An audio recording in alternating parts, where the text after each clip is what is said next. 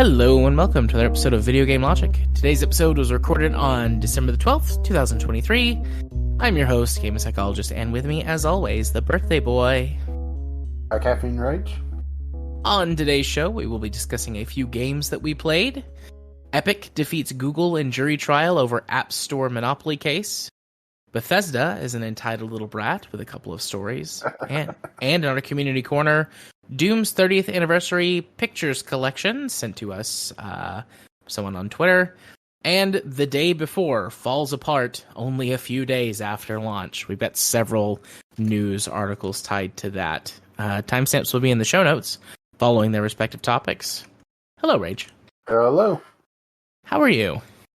Feeling older? Yep, that checks out. I could see that. Ew, old. Oh, I was like, get off my lawn. Yep, all the way off. Yes, all the way. Oh my. Yeah. I feel older today too, even though it's not my birthday. Got a headache, cramps and pains and aches. You know, but that's usual for me at this point. Yeah. Well, for me, I also work today, so there was, Chicken Man stuff. Right. Although, was it actually that bad of a day overall there? Just kind of steady work. So, kept myself busy. Nobody realized it was my birthday until, I was going off shift because the way that stuff is set up there, they have an app that is like the party chat for the store. Yeah. And announced my birthday in that, and nobody checked it till I was literally like in the last 10 minutes of my shift. And maybe it's just my upbringing, but it feels very narcissistic to, go in announcing, hey, my birthday today, woo! Yeah. I mean, it might just be where my birthday is so damn close to Christmas, and there was 3 birthdays, literally back to back.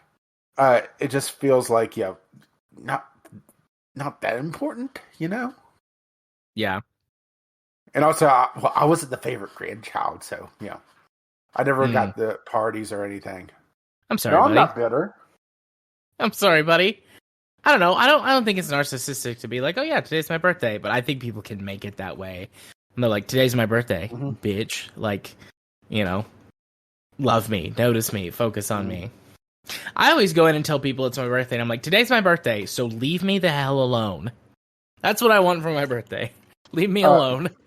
I see. I don't get leave me alone. It's I got stuff I gotta do.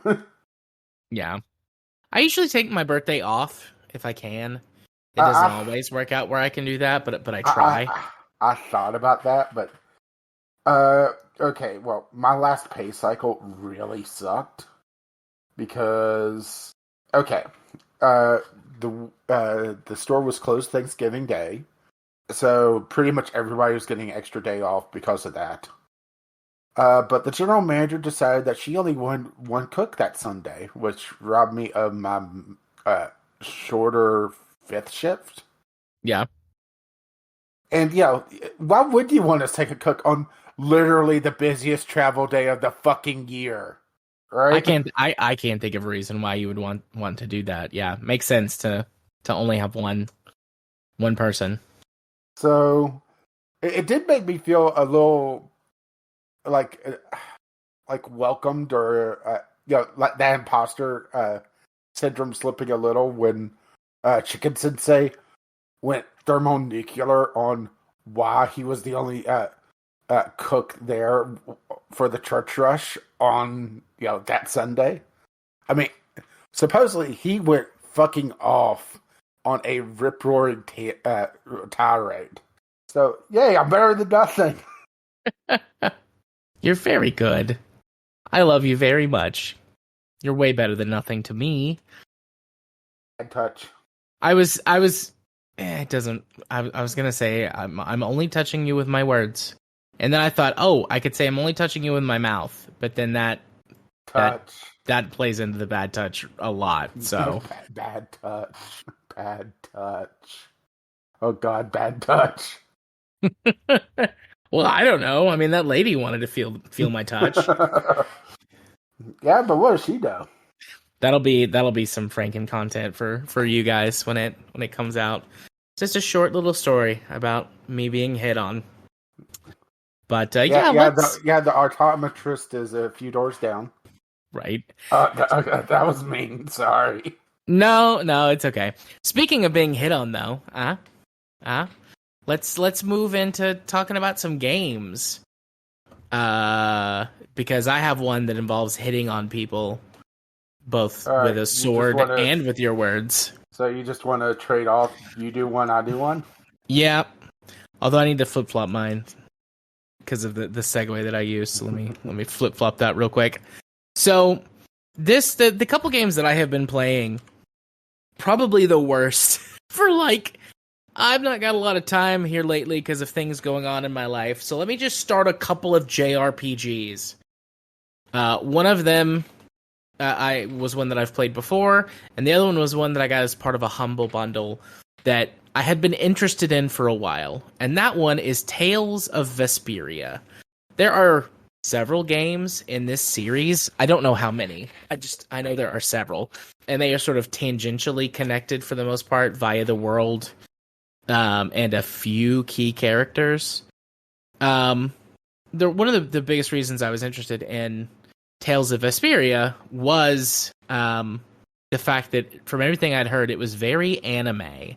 And I think a lot of people might think JRPGs by default are very anime, but that's not true. JRPG primarily just refers to the fact that they are Japanese-styled role-play games, hence JRPG.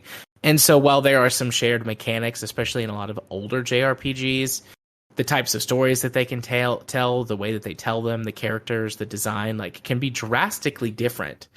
So to see one that has been sort of sold whole cloth as this is a very anime JRPG, I was interested in.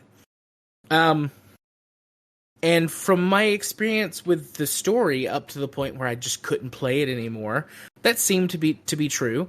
You play long-haired, at least in the beginning, long-haired anime protagonist boy who's kind of a loner, and who is known for having a cool magical dog and very good skills with a blade. And you're being constantly compared to another magical boy anime character, and the two of you are on two sides of a conflict. And the game supposedly goes back and forth between the two, but I never got to the second character.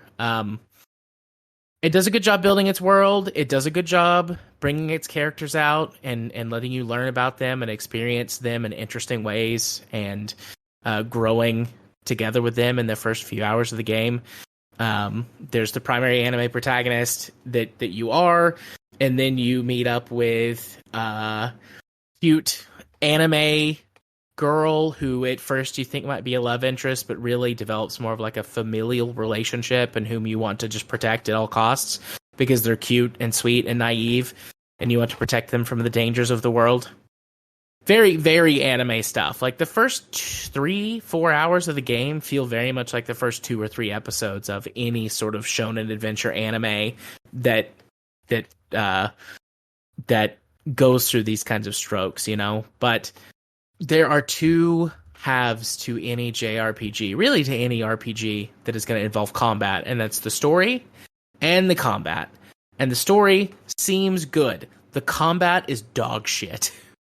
It is so bad. It is an active or a real-time combat system, which is fine. There are JRPGs that do this well, and there's another one that I'm playing that I'm not ready to talk about yet that is doing a much better job of this. And this is another JRPG which I have played in the past, Star Ocean. I'm not going to talk about that, but at the moment. But there are JRPGs that do the active or real-time combat system well. This does not. It's slow. It's clunky. It's not responsive. And it's really unintuitive. And it's also bland. Every arena is a simple circle with a background that reflects the area in which you are fighting. So there's in the beginning of the game, there's a castle that you're get locked up in, like a dungeon, and you're escaping. And then there's like a sewer, and then you're out in the city streets, and then you're in like a forest. And so the backgrounds are reflective of those environments, but it's just a big empty circle. There's no terrain, there's no obstacles, there's nothing. Just a big empty circle that you fight in. And you fight against however many opponents. I've never fought against more than 4. But I suppose there's the potential for there being more. You can have a maximum of 4 companions, although I never got more than 3. It just sucks. The camera, your character tends to like go in whatever direction the camera is pointing. Its auto lock system is not very good, and it will quickly lose enemies or get stuck on the wrong ones. And then you can easily accidentally attack in the wrong direction, and it's very slow. It's very sluggish. So if you miss, you can't quickly dodge or block or parry. You're just going to wind up getting hit, and then you can kind of jump out of the way and reset yourself. And it's the first boss that you fight. I almost quit because I couldn't beat the boss. Even with the difficulty turned down, I couldn't beat the boss because the camera was bad and the controls were so sluggish and unresponsive. It did get a smidgen better with a companion, but not much better. You have special moves that you build up the ability to use throughout the combat, and those mercifully can end a fight really quickly if you are able to get one off early enough in a fight. But it's just, I spent every time I got into combat wishing I was not in combat and waiting for it to be over. And a whole bunch of the game is combat. So it just sucks. I don't know if I do not, because this game is loved. Like, it's a beloved game. So I don't know if there's something that has not been translated into the PC port very well, because this was originally, I believe, a PlayStation game. So I don't know if the sluggish controls perhaps are an issue with the port, or if it's just nostalgia. Or if it's just nostalgia, because the game has very positive reviews on Steam as well. But it's just, the combat is broken. And it could be one of those things, too, like, where people are like, well, if you play it for long enough, then it gets better, it gets good. But I'm well past the point of my life for putting up with that. I played it for like 3 hours. The combat was terrible. I didn't want to, like, fight with it anymore to get to the, like, quote unquote, to where it was better. So I was done, and I uninstalled it. Thankfully, it was part of a bundle. I got several of the games out of the deal that I'm going to be playing and talking about over the next 3 months, probably. But yeah, Tales of Vesperia, not good in my book. So, what you got? Okay, so I have a pair of games that are linked by basic genre, but are different ways to take that genre. Both of my games are Battle Royale games, alright? But not the shooty, cringy Fortnite shit that's been going on. I've been trying to find Battle Royale games that are, something different than just, oh no, it's the same shooter, only with a different coat of paint on it, right? Right. It's very like how Mario 35 was, back when that was still active. So my first one is a rhythm, well, it claims rhythm, but honestly it's more memory games, called Headbangers Rhythm Royale. This is free to play on Game Pass or $15 on Steam. And it's basically a combination of like the old 3DS game Rhythm Heaven mixed with WarioWare with very phallic looking pigeons. I mean, extremely phallic pigeons.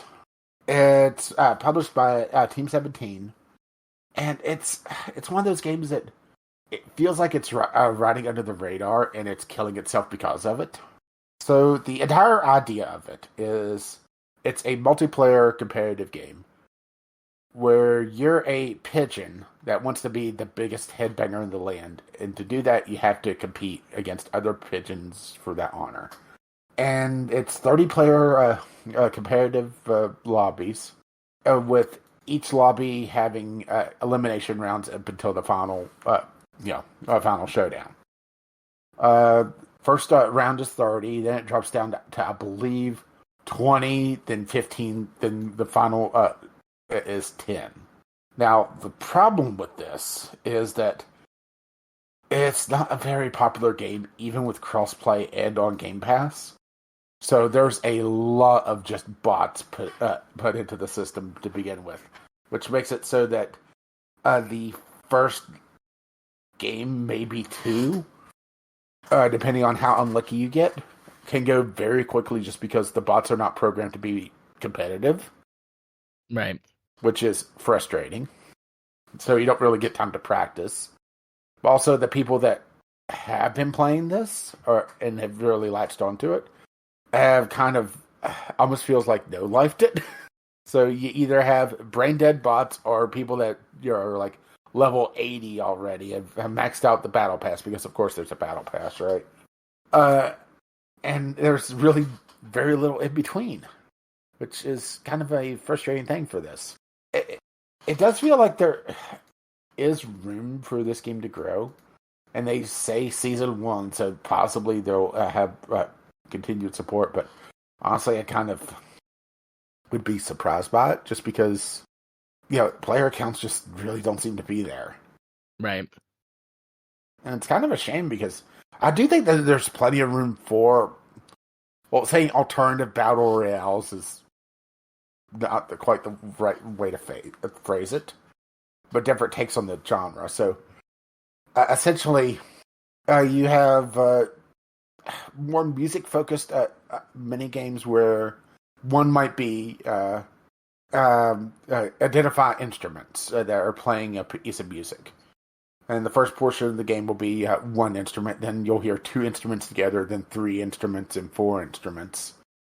One might be just be able to do like a Guitar Hero-esque minigame where you have to punch in the combination of buttons quicker than everybody else, essentially.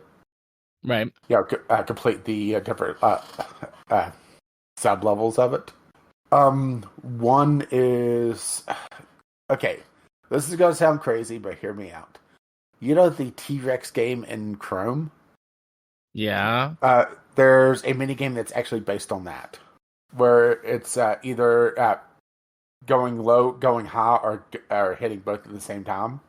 Just for anyone who's listening who isn't aware, Chrome has got like a little T-Rex game. It's when the internet goes down, you can access it without, but when your internet goes down, you can, like, it prompts you if you want to play this game, and you're a T-Rex who runs from left to right across the screen, and there are obstacles in the way, and you either have to jump over them or kind of duck under them, and you get scored based on how far you make it to the right. And it gets more and more difficult as time goes on. It's a cute game. Yeah, and this is sort of based on that. There's others that are more like memory-based, which feels like it's kind of breaking the format of what they're wanting to do. Like, there's one that's built around following along with like an aerobic exercise. So you're following the trainer. Yeah. By hitting different directions on the thumbstick, and the closer you are to matching them perfectly, the higher points you get, and you have to get above so many people in the lobby, otherwise it's not going to last very long. There's trying to remember some of the other ones. There's one that's it's first person piano, so you have like a slingshot, and there's a bunch of the pigeons dressed up as like a little bit of a piano keyboard. Yeah. And you have to play the melody after they play it, so it's a little bit of memory, a little bit of musical skill. It's just kind of frustrating that they were able to completely nail the rhythm portion of it, because there does feel like there's something here. It's just I think this is going to be a dead game, and well, actually, I haven't played it in a week or so it may already be a dead game. Right. I'm just glad I didn't pay money for it. How about that? Technically, I paid money because Game Pass, but you didn't buy the game specifically. Yeah, it's one of those. Could try it out, and it's like, oh, this is neat. Oh, it's going further and further people to play. They claimed 23 musical mini games at launch, with more being added later on. So we'll see if they actually update it at some point, or if it's just going to be another one of those games that got thrown out and then just died on the vine. Because boy, there's a lot of battle royales for that, huh? Yeah, oversaturation in the market. Although, like you said, music rhythm, different type of battle royale. Yeah, which I do appreciate. So, my turn, or are you going to talk about both of yours and you can be sandwiched? Okay. My other game is The Last Remnant, which is another JRPG. I have talked about this before a long time ago, like several years ago, I believe was the last time I talked about it. It is a little bit more of a classic JRPG in terms of like the battling.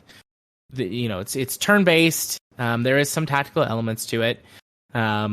You play as a character by the name of Rush Sykes, who is trying to track down and rescue his sister, who has been taken by the big bad because they're special. And the adventure of the story, they're being your sister and you, like this character's family is special. And throughout the course of the game, you meet characters who help you find your sister and your family, and you uncover why and how you're special. The world is populated by these artifacts, or not populated, but filled with these artifacts called remnants that vary in power and size and what they can do. Hence the name The Last Remnant. You are pursuing ultimately like this ultimate final remnant that's supposed to do like a prophecy. I don't want to say too much in case somebody wants to go play it. I don't want to spoil everything. This game, the things that it does differently are instead of having single characters, you get to build squads. The game calls them unions, but they're squads of characters. They can be the named NPCs, your character, the named NPCs, or they can be soldiers or mercenaries, which you can recruit throughout the course of the game. And in doing so, you can create formations, which promote certain types of stats or certain types of things. Certain formations are better for magic users, others for unions that are going to try to charge in, others that are going to fight more defensively. There's a lot you can do to mix and match and play with it. You get rewarded in different ways, for making ones that are balanced versus ones that are specialized. There's pros and cons. The system is handled fairly well. You cannot directly level up any of your companions, but the more you use them, they gain experience. And even ones that are not being used still gain experience. And occasionally they'll ask you to do little side quests for them or to provide them with equipment from the stuff that you have looted. And that also levels them up. And the game, instead of everybody lining up and fighting each other, there is a bit of 3D space that's played with here. As whenever you fight enemies, there's a map and the unions maneuver against one another for better striking positions. And in the early game, it doesn't matter so much, but later on, in the mid game and especially the end game, when you've got a lot more units under your control, it starts to matter a lot more. It's certainly not as tactical as a turn-based war game or something like that, but there are tactics which can be employed. And overall, I have found this game incredibly enjoyable. I have played it several times. I've never fully finished the game. Like, I've gotten far enough in the game that I know what the story is, and it's like, okay, the next thing ahead is the final adventure to beat the big bad guy and win. And then I've never finished it. Just kind of a life thing. So this time I'm hoping I actually do finish it. I've just been playing it a little along.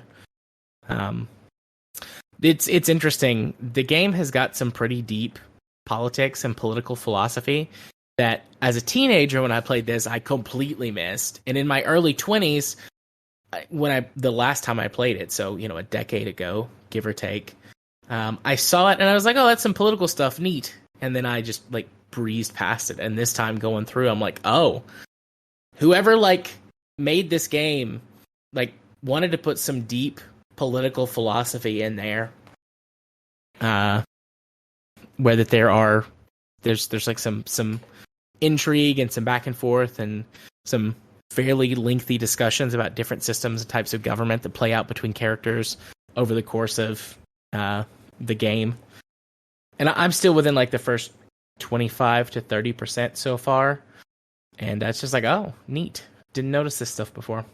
So getting it is a little bit more difficult. It was pulled from Steam because there was supposed to be a remaster, and the remaster never came. And because it was an Xbox 360 exclusive JRPG, there are some ISOs of it out there, and with mixed results. I happen to have it on Steam from when I bought it many years ago. So if you can get it, if you can manage to get it, it plays pretty well on modern hardware. My frame rate is, it tells me it's in the thousands. It's a decent looking game, but I mean, it's from the late 2000s, early 2010s. So, your mileage may vary on that depending on how you feel about graphics from that era. But it does lack, or not lack, but it doesn't adhere to the very like brown style of the era. It's very vibrant, full of colors, and colorful characters. So I like it. If I remember correctly, you bounced off of it. You didn't like it as much whenever you played it. I bounced very hard off of it just because it seemed like I could never figure out what the hell's going on combat-wise. Yeah, but overall, I have found it enjoyable. So if somebody ever gets a chance to play it, wants to try it out, go for it. Feel free to raise the Jolly Roger, unless you've got an Xbox 360 that still works and managed to find a used copy. Actually, I don't know hang on, let's do a little eBaying. Just out of curiosity. The Last Remnant. Looks like you can buy the Xbox 360 version for between $10 and $20. And it depends on how new / complete of an edition do you want. That's not bad, though. That's better than I was expecting. Lots of times these games like disappear for forever. But yeah, well, the retro video game market's a complete shit show these days. Yeah. So... wait, did they bring it to Switch? They also talked about bringing it to Switch at one point. I don't see it. Sorry. Carry on. Yeah, I have no problem with pirating old games like this because it's just far too tough to be able to find some of these at a decent price. Yeah, I agree. I'm all about piracy. Raise the Jolly Roger. Although, if you do want to play The Last Remnant Remastered, it is on Switch for $20. Oh, so they did put that on Switch. There you go. I guess it was digital only, because I didn't see it when I looked for it on eBay. Yeah, it looks like it's digital only. Well, there you go. I guess the remaster came out somewhere. Yeah. Also looks like it's on Google Play. Really? Yeah, it's on Google. Wow. On Android, at least. I didn't realize it was there at all. Yeah, same over there, $20. Which $20 on a mobile device feels very different than on the Switch, huh? It does, but if it's the full game and they made sure it's the remaster. Yeah, if they made sure that the touch interface works well, like I mean, it is a full, solid game. Like it is a legit game. So. There's a yawn. It looks like it's on PlayStation Store, also available. The HD remaster? Yeah. Well, good for them. All right, looks like you can play it a little more easily than I was aware of. Except on PC. Yeah. Yeah, it's almost like it's developed by Rockstar or something. Oh, jeez. All right. What else you got? Speaking of games that I didn't pay for, but kind of also did, another battle royale of a completely different genre. So, turns out Nintendo realized that they had a franchise that they completely forgot about for 15 years, Yeah, a while. and released a battle royale version of it, F-Zero 99. A retro F-Zero game. It feels and plays like a mismatch of like the SNES and a couple of the more modern versions. I will admit I'm not a huge F-Zero fan, so I can't say this mechanic is from this version, this mechanic is from this version. But it feels very much like going back and playing, like on the SNES. Only there's 98 competitors. And it gets a little chaotic. So this is free for anybody that has Nintendo Switch Online, which I do. And why am I yawning if I'm not tired? I guess it's your week to be like this. Yeah. Which you're gonna have Nintendo Switch Online to be able to play the damn thing anyway, right?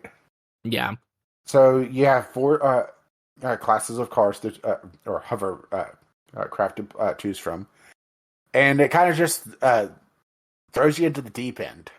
There's a short tutorial with like a handful of bots and then they expand upon that to more bots until you're racing against the full 99.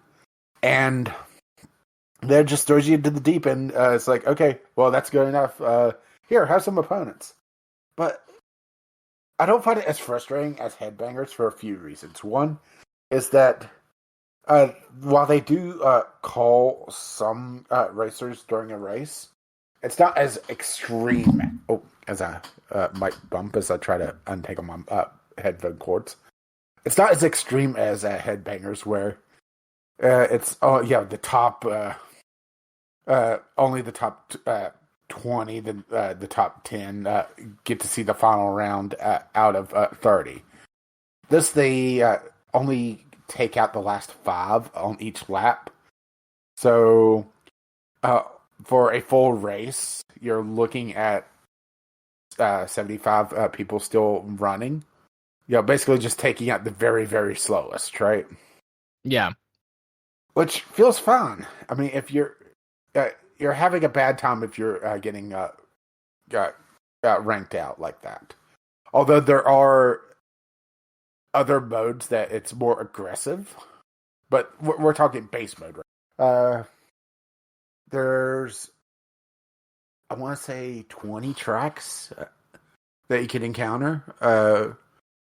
There's some that's just in the base mode. There's a rotating special mode, which sometimes it's team play, where it's like green versus pink.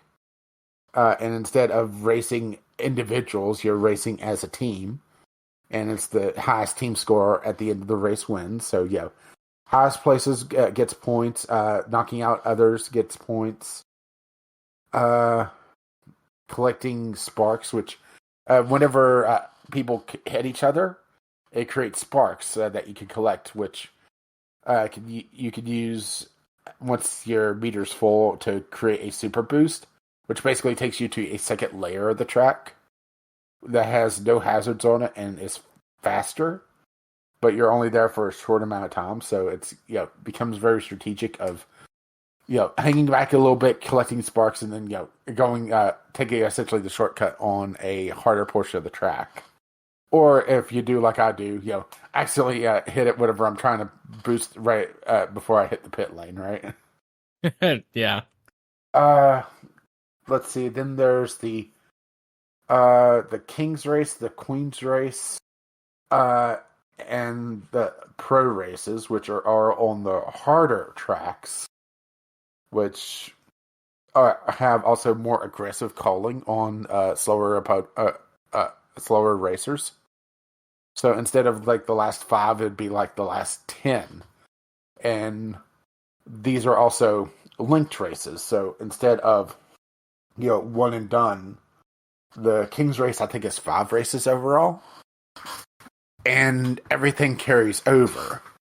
So, or I should say, your knockouts carry over. So whenever you knock out somebody, it automatically refills your energy, which is used to boost, but also give, it's kind of your life bar. Right. But whenever you knock somebody out, you also get an extended on that, or an extension on that. So if you knock out a few people in an early race, you're going into the next race with an advantage because you have a bigger life bar, right? Right. So it makes it very strategic on, do I want to hang back into the pack and try to get a couple knockouts? Do I want to try to go forward and try to get points because each position gets so many points? But there's also the risk of getting left behind and getting knocked out by just not having enough points, right? I've been having a lot of fun with it, and I think it's mostly just because there's so many ways to compete, even in just the basic mode. So you'll have the overall race standing, which I think my best has been in the upper 20s, which isn't bad considering I'm not particularly great at F-Zero. Then it's based on your skill rank, which is goes up or down based on how many rivals you beat. Every time you start a race, you're given 4 rivals, which are essentially the racers at the closest to your skill ranking. And if you beat them, your skill rank goes up. If you lose to all of them, your skill rank goes down. So it compares your skill ranking, your what position you are in that particular hovercraft, and I think how many sparks or how many people you knocked out. It compares that to others. So there's a lot of metrics to like compete on. Plus, you get to do most of the race, even if things go poorly, right? Yeah. It feels like there's so many lessons here for like a battle royale like Headbangers, where you could set for Headbangers you could set a lobby for 2 minutes waiting for it to fill up, only to get knocked down within 10 seconds because you got bad luck with the matchups, right? It's not a good look when F-Zero, unless you get crashed out or have somebody just go really after you. You're looking at racing longer than you did set in the lobby, which is a good balance of matchmaking versus actual gameplay, right? Yeah. I've heard really good things about F-Zero 99. Is it F-Zero 99? Yeah, F-Zero 99. Yeah, Yeah. I've heard really good things about F-Zero 99. Yeah, I would say it's definitely worth a download, especially if you already have Nintendo Switch Online. I'm not sure if it's a service seller, get it just for that, but it's a good add-on. Yeah, cool beans. And they also just added a classic mode that is, instead of 99, it's 20 players, and it's more mirroring the SNES version of F-Zero, but unfortunately I haven't played it just yet to get a feel for how that actually plays. Yeah. But they've been adding on to it and adding more tracks, adding more modes. So it's been rather impressive. Yeah, I'm glad you enjoy it. It sounds good. If I had Nintendo Online, Nintendo Plus, Nintendo Live, I would be playing it. I'm a pretty big F-Zero fan. I've not played all of them because there's a few sort of spin-offs and then some stuff that's like Japan only. And there's the arcade cabinet only one that I've never seen in real life. But, I played the SNES and the N64 and the GameCube versions and, thoroughly enjoyed. Because there were a couple on GameCube, I believe. But there was a mode, I can't remember if it was the N64 or the GameCube version, which was F-Zero X and F-Zero GX. where that there was like a death race, and it was you picked one of the racers, and you just raced on a loop on a track until there was only one racer left. Mm-hmm.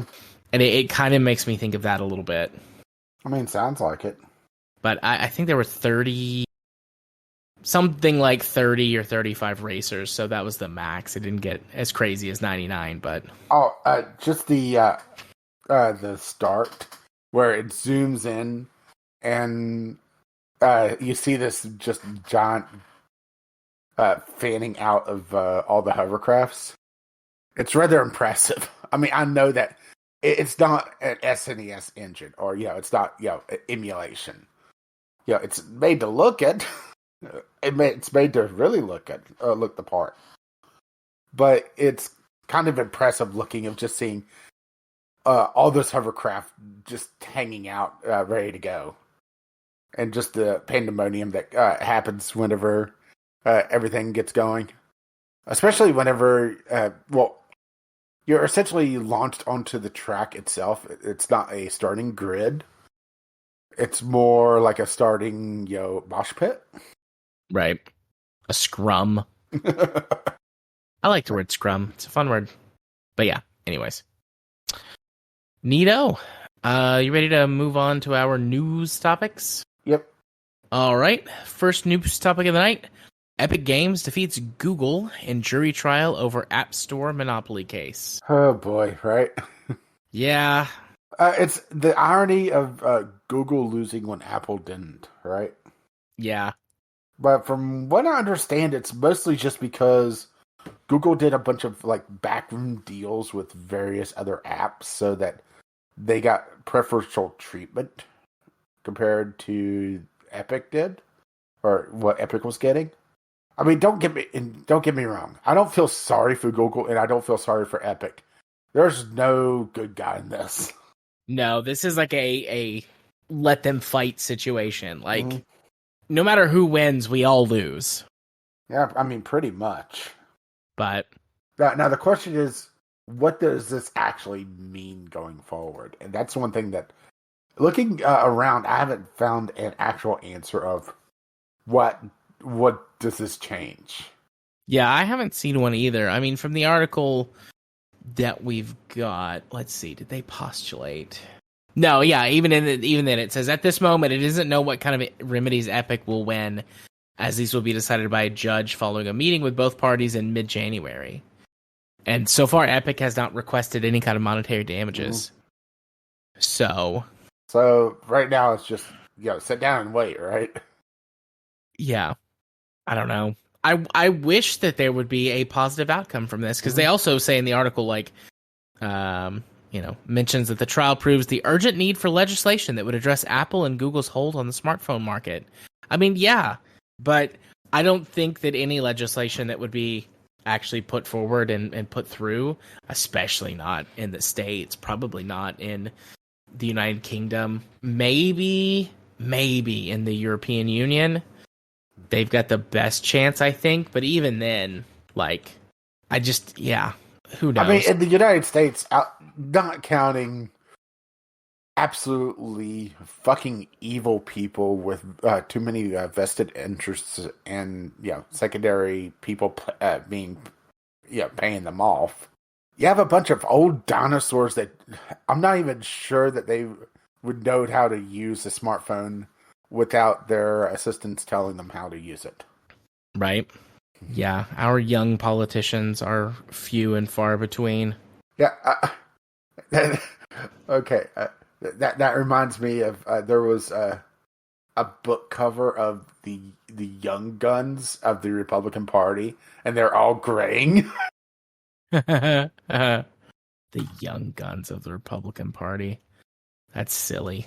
Young guns, a new generation of conservative leadership. And they're all in their 50s, I'm guessing. I don't know. I'm not looking at the picture. Well, let's see. Paul Ryan, Kevin McCarthy, which, oh boy, right?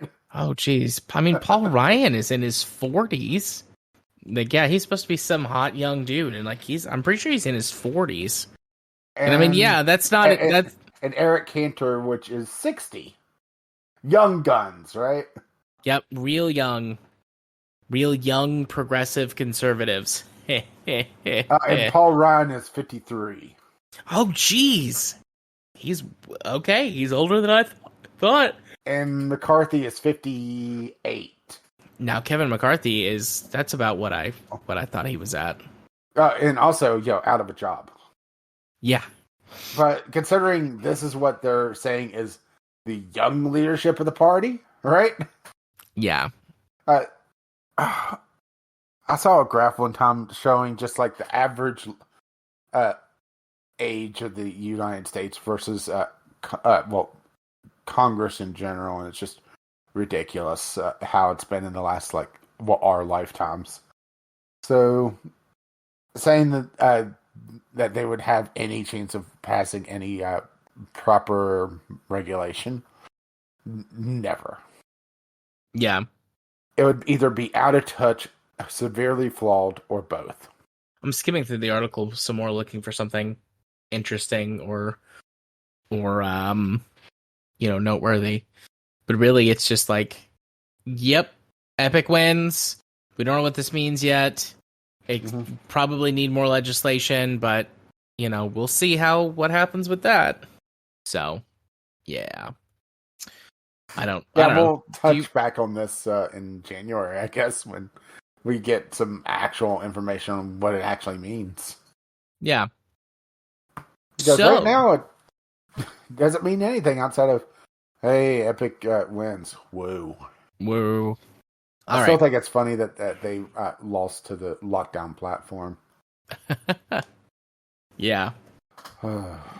So our next news topic, Bethesda, as an entitled little brat, has got a couple of topics in it. So we editorialized I guess you could call it a parent topic. Yeah. So shall we touch on Starfield again? Sure. Let's touch on Starfield our newest again. whipping boy. So there was a mod for Skyrim called Skyrim Together, which is a co-op, or I should say was a co-op mod where two people would be able to adventure Skyrim together. And, the extended or enhanced edition, or whatever the hell they called the re-release, or the latest re-release of Skyrim, essentially broke the mod, so it's technically no longer supported. Right. Well, Starfield came out, and the team behind that mod started toying around with Starfield to see if they could port their code into Starfield and have a proper co-op experience. Because, damn, if Starfield doesn't feel like one of those games that should have some sort of if not local, online co-op, right? Yeah. Starfield would be a better game with co-op. I mean, I think that describes a lot of games, but... Yeah. I mean, honestly, I would say as the games in general would be a lot better with co-op. Fallout 76 is not what people wanted when they said they wanted multiplayer Fallout. They just wanted co-op. Yep. Which, it's really not fair putting a post-apocalyptic West Virginia map up, because you did several $1 billion of improvement to make that map. And also, there's not nearly enough Dollar General stores. Completely unrealistic. 0 out of 10. Or whatever their fake Dollar General is. Yeah, I mean, you need Dollar General, you need Dollar Tree, Family Dollar, Tudors. You need some biscuit places, of course. Hardee's or Carl's Jr. I don't know which one you have in that area. We have Hardee's. Okay, yeah. But Waffle House. Mm-hmm. Actually, there's only like 1 or 2 Waffle Houses in the state, so that could be the battle arena. You go to the Waffle House to fight, as you do. I mean, really, everyone does. So, but yeah. They tried to port their code over, and basically they got most of the way done, according to this article, about 70% of the way done, and then started playing the game and to play test it and realized that the game just is boring. Yep. Quote, the modder who started working on the project thinks the Space Fang RPG is fucking trash. So, there you go. I find this to be hilarious. Oh, I saw this on my way to work this morning, and I had to share it because, okay, it might be unfair for us to kick Starfield while it's down, but it's also was shit out by a major corporation, so Fuck them. Well, if you want to fuck Todd Howard, but you have to watch out for the Todd race. I mean, I would. Yeah. I would. And we found your price. I would leave him unfinished and unsatisfied. He'd pay me $70. I wouldn't get him off. And then I would just leave and tell him to find some modders to come back and finish the job. Yeah. So there you go. I'm making a face. I don't know what else to do other than like a yes face. So yeah. I thought it was kind of hilarious. And kind of got me thinking about how entitled Bethesda is about the modding community for their games. Yeah, this is. I'm glad you said that because it kind of slipped my mind because I mentioned this to you earlier. There's a YouTuber called the Patrician that I watch, and he has done long form analysis videos on Morrowind, Oblivion, and Skyrim. And he said that he would do one on Starfield, and then he was probably going to be done with Bethesda's games at least for a while because he wanted to do some projects on some games that he enjoys. No, because he likes Morrowind, but he really likes Morrowind. He likes Oblivion. He said he liked Skyrim until he played it with that sort of critical eye, and that he hated his experience with Starfield. But the one thing that he said several times during his 8-hour-long analysis video is that Bethesda Game Studios has really gained a sense of entitlement over the last decade to 15 years because modders so loved their older games that they developed, all of these mods for them. And so Bethesda has relied so heavily on modders to fix the game, complete the game, add features to it, that they just expect it to happen now. And Starfield, he hopes, has now pushed the modding community to the point where that they're not going to do mods for Starfield and they're going to leave it broken or mostly broken. And I think I agree with that. I would love to see, like, not from like a malicious standpoint. I mean, fuck corporations. Like, I hate corporations. Like, whatever. But not from a malicious standpoint of like, this would feel good for them to fit. But it's like, every once in a while, everybody needs to be knocked down a peg. Especially if you're so arrogant. And Bethesda Game Studios, because the main people, Todd Howard and, Todd Howard especially as the sort of the face of Bethesda, but there are others. More like the ass of Bethesda. Right. But because he's so arrogant, I just want to see him, like, get busted up over this, Schadenfreude. Yeah, but the thing is, what he's really going to get is a golden parachute. Oh, yeah, absolutely. But, yeah, I would love to see that. I also, Elder Scrolls 6, I had lost faith a long time ago in that being a good game, but, like, Starfield is just, like, sort of the final nail in the coffin. If Bethesda Game Studios is still a part of Game Pass, then I will play Elder Scrolls 6 the same way that I have played Starfield, which is through Game Pass, and with no expectation of it being worth anything. Yeah, I think, I wasn't hyped for Elder Scrolls 6 to begin with, because, I hated the 5th one so goddamn much. Yeah. But I think Starfield is how we're going to see Elder Scrolls 6 as well, because I think they're too arrogant to change their formula yet. So I think we're going to see a lot of the really big and impressive set pieces front loaded in Elder Scrolls 6 with whatever story's going on there. Okay. And with a handful of faction quests that are once again front loaded for big impact, really hook you, and then it just falls off a cliff.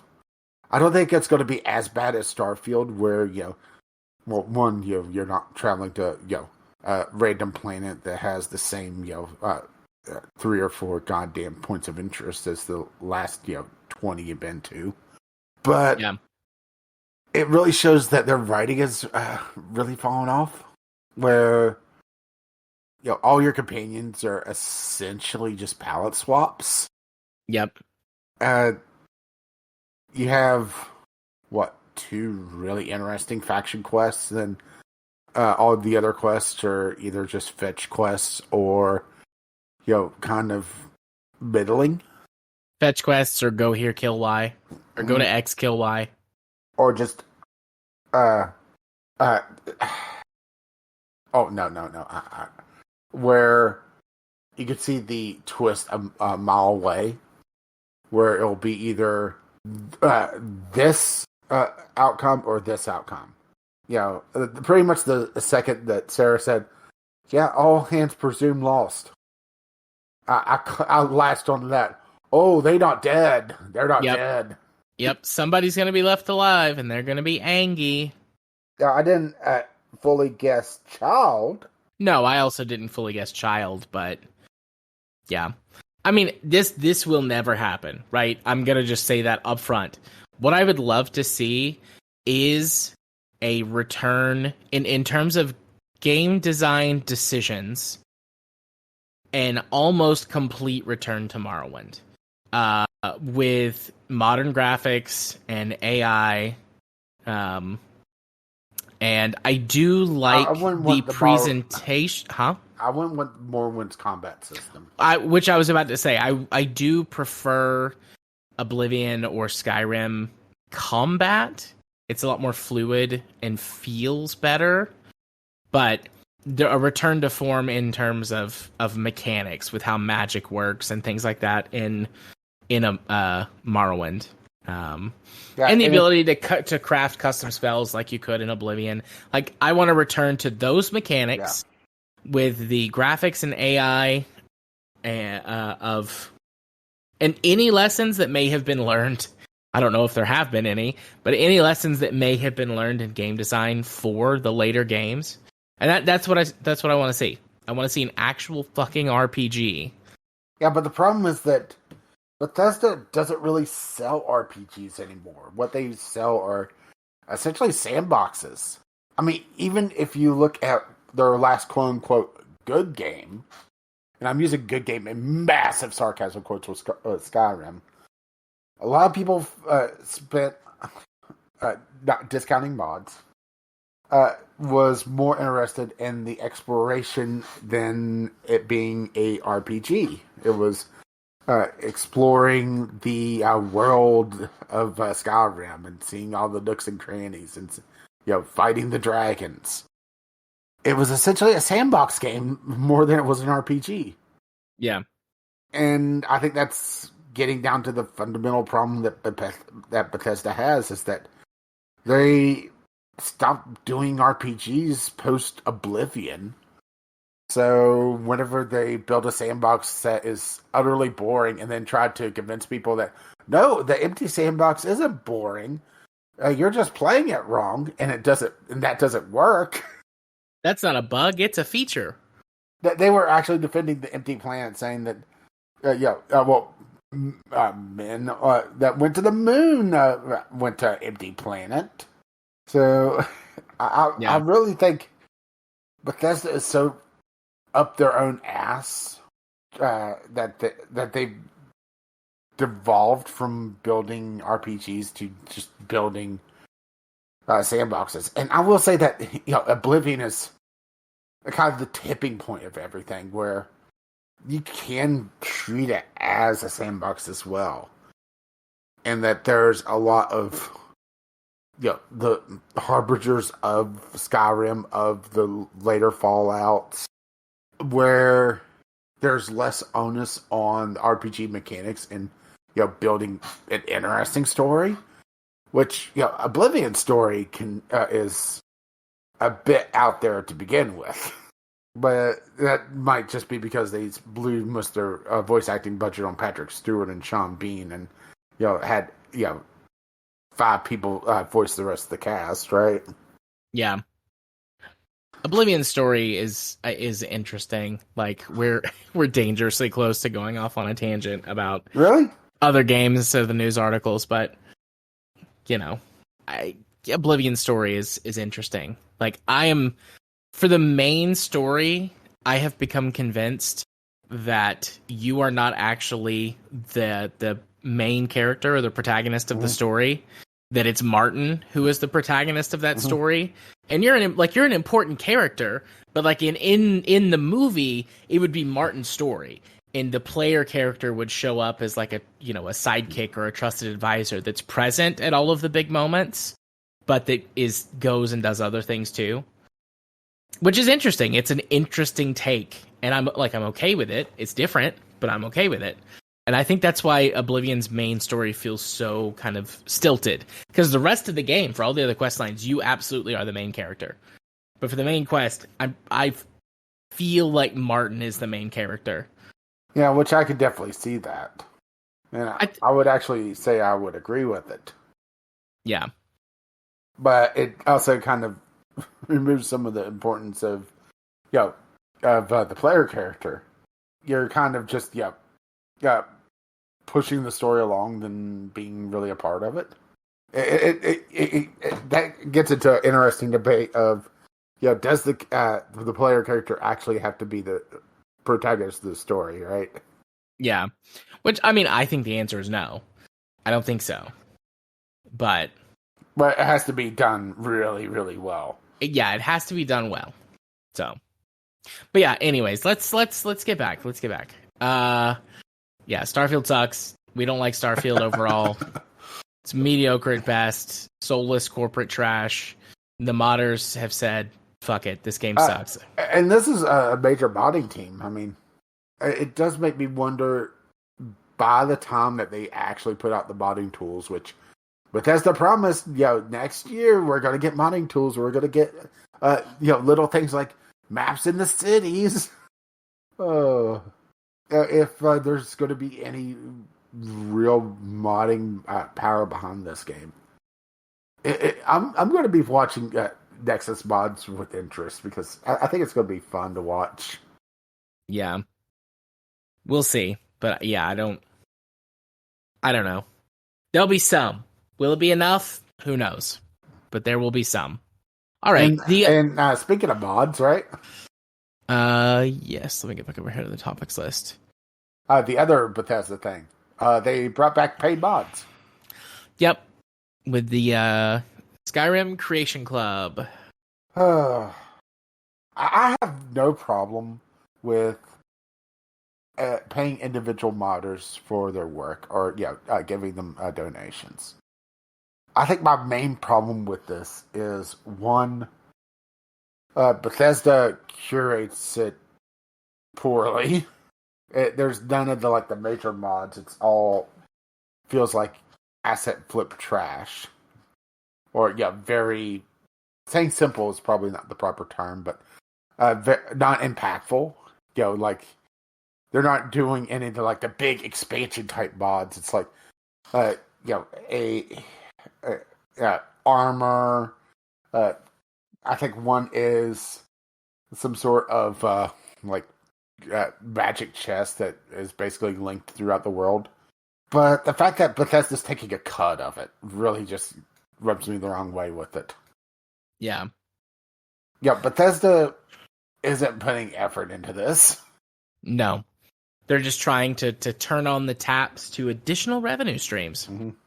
And I don't want to let Bethesda off the hook because they were trying to do this before Yeah. the Microsoft acquisition.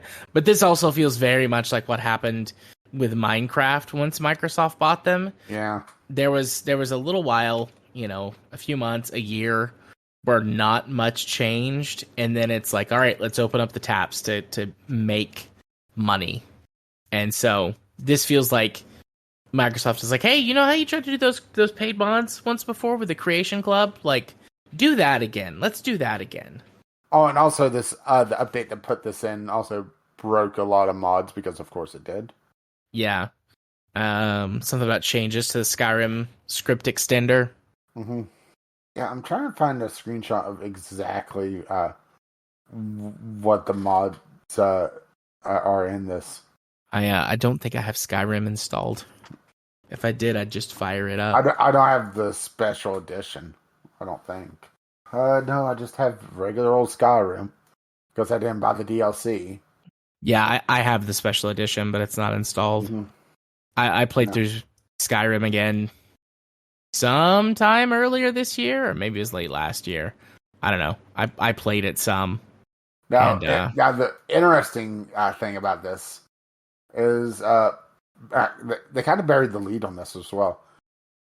There are fewer limitations now on what mods can offer, as Bethesda FAQ explains. Unlike Creation Club items, paid mods no longer need to be lore-friendly.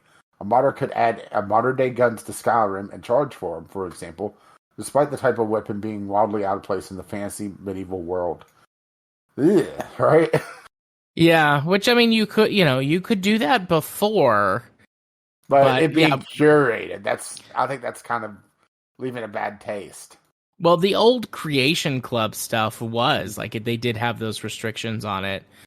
So any quests or any whatever from the Creation Club content, which was part of the special edition upgrade, all of those mods that are present are quote unquote lore friendly. So they add stuff from previous games or characters or items from previous games. Quest lines that are based on things like one of the Creation Club things adds an Oblivion Gate to a cave in Skyrim, and like a little faction that's like, oh no, an Oblivion Gate has appeared. We have to close it. We have to close shut the jaws of Oblivion. Thank you, Mr. Stewart. Yeah, here's your $20 million. Right. So, all of those mods are somehow tied to the lore.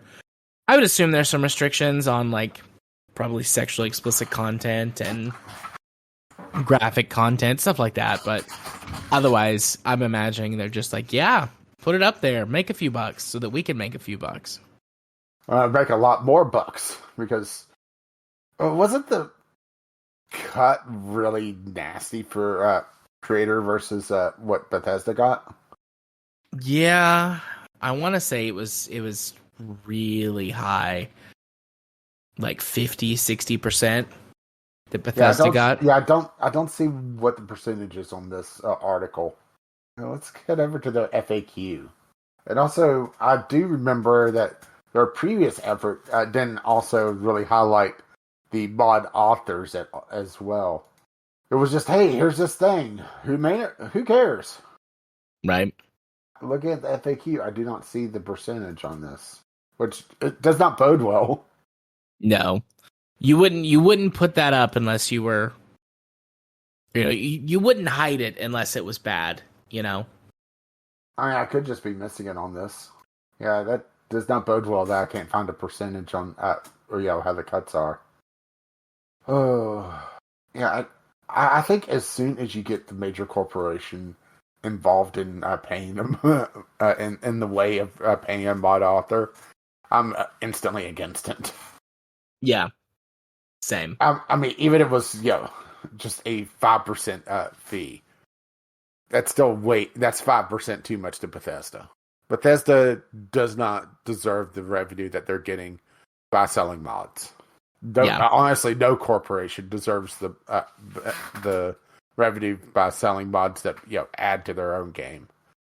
If Stardew Valley did the same thing, if Terraria did the same thing, if Satisfactory did the same thing, I would still be against it. It just feels like double dipping. But hey, I'm sure that they have some goodwill left somewhere to burn, right? Yeah. They kind of burned a lot of it with Fallout 76, the Fallout community. Starfield burned it with the general community. Skyrim is burning theirs with Creation Club stuff.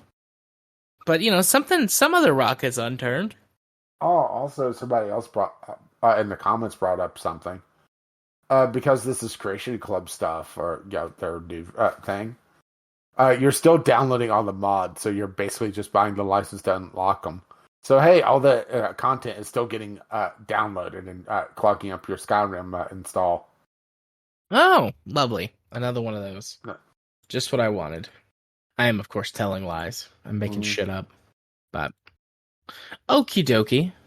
Well, those were our two main news topics. Let's move on to Community Corner. Our first Community Corner submission is Doom's 30th Anniversary Pics Collection, which was sent to us by Right. Ghost Shark. And this is just a little, short little happy. It's a Twitter post, or an excretion or whatever from someone named Father Christmars, which I think is cute. It says, to celebrate the 30th birthday of Doom, here's a thread of everything that I found that Doom can run on. Some are real, some maybe not. It's up to you to figure out which. Let's begin with Doom on an ultrasound scanner. Well, I'm not logged into Twitter. Yes, I'm dead naming it. So I can't see anything beyond the ultrasound scanner. Ah, I see. Well, there's an ultrasound scanner that he posted first. And then Doom on a Disney Princess TV, which, technically wouldn't work, but anything that you plugged into the TV would work, so that one checks out. Doom on a smart thermostat, which I could see working. I mean, they're essentially like tiny computers with color, or at least, LCD displays, like even if they're only monochrome or whatever, but I could see that working. I could see that being real. Doom on a Peloton, which is an exercise bike. Although I think they make some other stuff, but the Pelotons, they have like TVs. Also, cringy commercials. Yes, but they have TVs on them, and you can like bike tracks, watching the TV, and like compete against people. So, but I mean, that's again a computer with a display. I feel like that checks out. Doom on an oscilloscope. Probably not. I suppose it's possible an oscilloscope could have like a full display, but I've never seen one that had one. But who knows? Maybe. Doom on a McDonald's Tetris McNugget. That was a thing in China, actually. They did it wasn't a giveaway. It was essentially like $5, I think. And you could get a McNugget that played Tetris. Yeah. Licensed Tetris. I could see it working. I mean, again, a computer with a display. So as long as it's got enough computing power, then I could see it working. Doom on a pregnancy test. This one's a video. I mean, videos can be faked as well, but they're using the teeny tiny digital display on the pregnancy test to show it. And it's in black and white. Or grayscale. I think it's just black and white. But I mean, I guess tiny computer, or they could be doing the processing somewhere else and then feeding it into the tiny screen.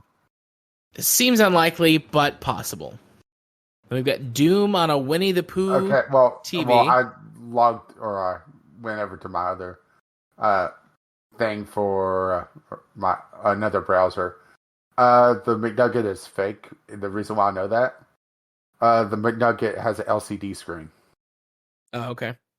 Just one of the black and white LEDs screens. Yeah. So I know that one's faked.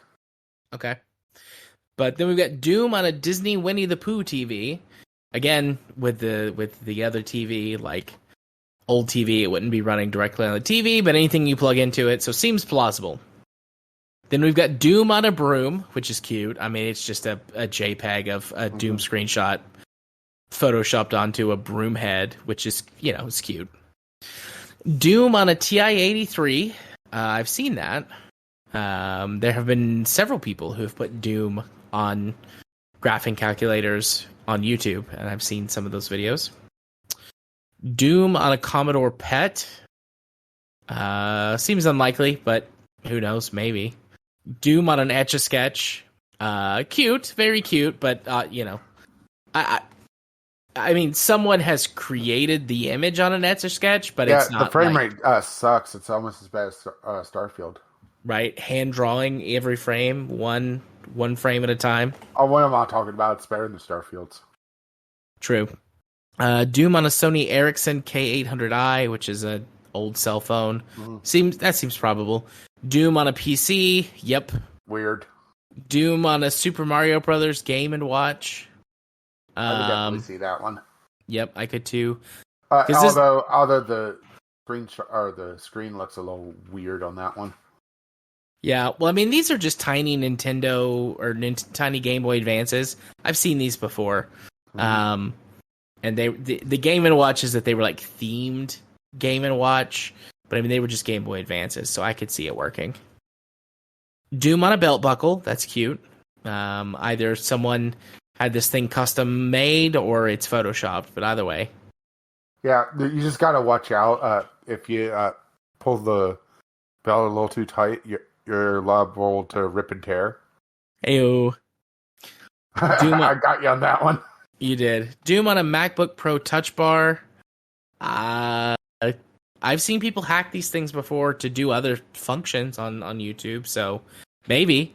It would be awful, but maybe. Doom on an iPod. Sure. Doom on an Atari CTF-1 test rig. I had never seen one of these before. But, I mean, it is a computing device with a screen, so maybe. Doom on a Canon Pixma printer. That seems fake. Like, printers are awful, garbage pieces of technology. Like, maybe, but I feel like the printer would be too weak and it would just, like, die. Doom on an Office phone. Seems unlikely. I've used a bunch of these Office phones. They're barely functioning as it is. Doom on a Tamagotchi, very cute. Seems fake. Well, the printer one actually is real. Really? Wow. Okay. Well, let's put it this way. There's a video of it. It is it's running, but that's being generous. Right. Let's just put it this way. It's glitchy and not running that well. So it runs like I do. Pretty poorly. Yeah, let me send you this link. How many more are there? A few more. Doom inside a truck, and it's a truck that's got like a huge like billboard thing in it. I've seen these that are like video game setups, so that seems plausible. Doom on a vape. Yeah, it looks like it was modded firmware. It has very glitchy textures, but it does work. Yeah. But Doom on a vape pen, I don't know. I don't vape enough to know if they could do that. Doom on a fingernail, someone has painted Doom on their fingernail. Very cute. Doom on a Sega Game Gear, seems plausible. Doom on an ATM, seems plausible. Doom on a digital clock pen, seems unlikely, but yeah. Doom on a Sampo something tri-screen color TV, sure. Mm-hmm. Doom on an NES Classic, and then Doom on a chainsaw. Is that the last one that he did? Yeah, that's the last one. Yeah, the chainsaw, that looks like a controller of some sort, but I'm blanking on what it is. Yeah, or maybe like a Nerf thing. No, I know that there was a couple games that went out that had like custom controller chainsaws, but that one doesn't look familiar to me to the ones I know. All right, that's the list. I mean, some other people added some stuff at the bottom, but that's the quote unquote official list. Very cute. I like them. I mean, it's impressive just how portable Doom is. All right. That's the list. So, let's talk about our last thing tonight. Oh boy. which is the day before. Again, this is an editorialization. The day before falls apart only a few days after launch. So the day before, I guess to set the scene. So that would be the 11th. The 11th was a game that was supposed to be kind of a DayZ. What's the other game that I saw it compared to a lot? The Division, like DayZ or The Division or something like that. It's like this open world style game where you're early on in the early days of a zombie apocalypse and you're like trying to survive. And then the game comes out and it is basically nothing like that at all, other than the fact that you have to survive hordes of zombies because it is a wave-based shooter. And essentially, was it asset flip, wasn't it? Yep. Turns out that according to people who have looked into it, that every major asset in the game is just like comes straight from another source. Which, not a good look. No, definitely not a good look. Oh, and also, in order to get to the big hub area, you have to go through a tutorial that just happened to be 2 hours long. Weird. Yay. But yeah, so, the day before, a bunch of people bought it, about 250,000. Not quite, 200,000. And pretty much immediately, population started dying off, and about 50% of the people who've bought the game so far have refunded it. Yeah, which now Steam has opened to blanket refunds, no questions asked. Yeah. Which, that's not unheard of, but it's kind of a rarity. It doesn't pop up too often. So, yeah, the game studio, it's either closed down because they put closure.jpg out, but also on some of their previous games, they've changed the name of the studio that made it, the developer, which, right? And they've also been trying to go back and like airtolize and remove the aspects that, this is an MMO. I will admit, I had not heard a damn thing about this game until the shit hit the fan with this. Yeah, neither had I. I'm not sure if it's just was outside my gamer space, or if I'm just not trolling Kickstarter enough or what. I think I remember seeing it on like a Reddit post or something, but like that's it. Like I had no other interactions with this game before. I mean, at first glance, it looks okay, like, but reading into it for any amount of time, like reveals it to be sorely lacking as a generous read. But yes, at this point, it has lost 80% of its player base since the initial launch. Approximately 50% of the players who bought the game have requested a refund. And they're trying to scrub from the internet the fact that they said that they were an MMO in the first place. Whoops. Yeah, whoopsie. Made a mistake there, fella. Yeah, the internet never forgets, right? Absolutely.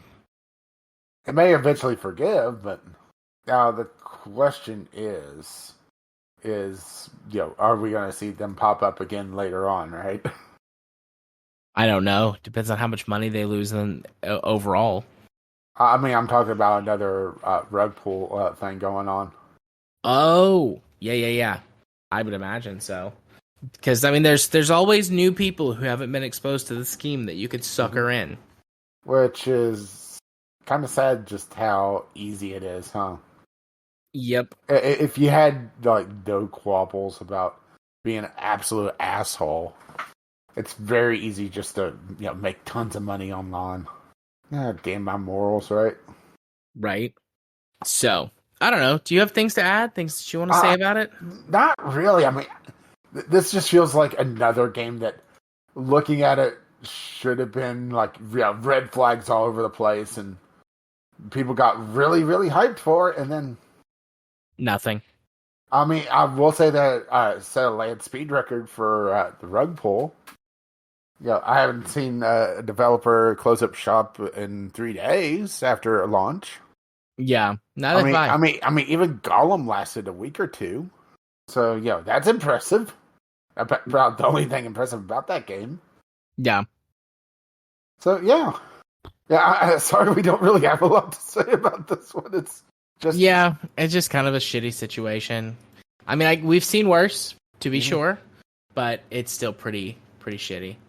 Yeah, but I'm sure it'll happen again because it's far too easy to just put a few pretty screenshots on Kickstarter. I'm assuming that this was a Kickstarter game because I know that there was a lot of hype going into it. So I know that they built a fan base somewhere. Yeah, and I'm looking. It's some I'm sort of looking right now. crowdfunding. Crowdfunding. Let's try putting that in. It'd help if I could spell. Oh, it says it's important to note that we didn't take any money from the public during development. There were no pre-orders or crowdfunding campaigns. That's actually shocking. Usually, whenever there's stuff like this that goes on, there's some sort of a big campaign beforehand. I'm actually shocked on that one. Yeah, that's although they sold 200,000 units, so there definitely was a hell of a campaign going on. An initial interest. But yeah, all right. Well, that's all of our topics on the docket for today. Yeah, surprised we didn't talk about E3 dying. Yeah, E3's dying. No, it's dead. We've retired the little red dress. It's seen too many horrors. Yep. Long live the Chick Hydra bot. All hail Chick Hydra bot. But yeah, no, we talked about it. E3's dead. That's about all the consideration I'd heard for it. It's like, oh, they're dead now. Okay. So yeah, where can people send us stuff if they want to? Well, you could jump on the Discord, which you can find a link to that over at VGLpodcast.podbean.com. You could tweet us, and yes, I'm still using the word tweet. Fuck you, Elon, and your shitty Cybertruck. VGL Podcast over there on the Bluebird, or you could email us, VGLpodcast@gmail.com. Now, why don't you hit them with them socials? Well, I've been Caffeine Rage. Maybe someday I'll get back on the Bluebird, and but you can still contact me, Gaming with CR over there, or you could be my friend over on Steam, Caffeine Rage. And you've been? I've been Jared. You can find me on, as you say, the Bluebird at JMA4707. Although I am tweeting much less than I used to because I'm also now on Blue Sky. At same username, same handle, JMA4707. I was going to say, it's really impressive that you got the username, same username. Touche. But no, I do currently have one invite code. And like they generate every so often. I'm not sure how. At first I thought it was based on how much you posted and interacted with the community, but I had a few days where like I was really busy and I didn't post very much, and I got another code. So I don't know. They might be on a timer or something. I might hijack one from you. Try it out. Okay. I mean, I've got a code literally right now. So if you want it, I can DM it to you. Yeah, go ahead and send it to me. Okay. Reset the timer, right? Yep. But yeah, also you can find me obviously on our Discord and I don't know, anywhere else that podcasts may be sold. I'm doing it right now because if I don't, I will forget. Done.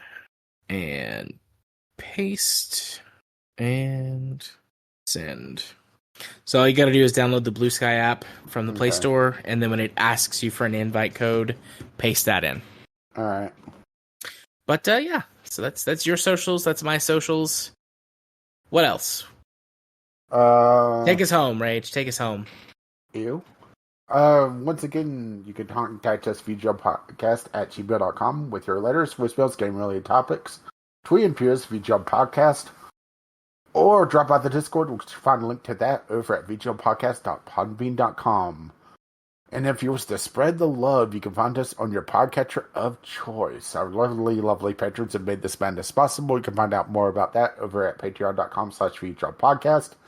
Our intro and outro music is on the ground by Kevin McLeod. You can find his work over at incompetech.com. And as always, as his lovely music starts to roll across my voice, bye-bye now. See ya. Bye-bye.